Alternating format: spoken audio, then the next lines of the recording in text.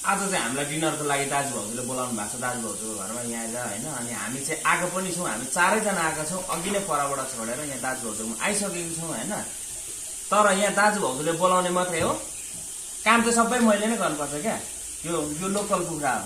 यहाँ दाजुभाउजू चाहिँ पुरा अल्छिनी हुनुहुन्छ नि त।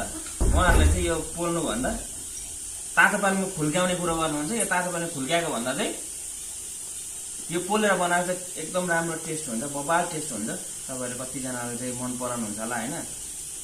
हामी त राई हो नि त, हामी चाहिँ यो पोलेर नै यस्तो पनि वाचिपा पनि यस्तोको बनाउँछौँ पोलेर नै। तर यो वाचिपा चाहिँ हामी बनाउँदैनौँ, हामीलाई किनभने टाइम छैन। भुत्ला पनि यति छ कि यो वाचिपा बनाउने यसको, त्यो भएर हामी यो चाहिँ बनाएर खान्छौँ। अहिले चाहिँ यो मारेको मैले हो। अब यो भुत्लाए पनि मैले, दाजुभाउजूको हात परेको भयो, यो तातो पानीमा खुर्काउने थियो होइन। तपाईँहरू चाहिँ के कसरी खानुहुन्छ, पोलेर राम्रो लाग्छ कि तातो पानीमा खुल्काएर चाहिँ बेस्ट लाग्छ? गर्नु छ कमेन्ट गर्न नबिर्सिनु होला है त।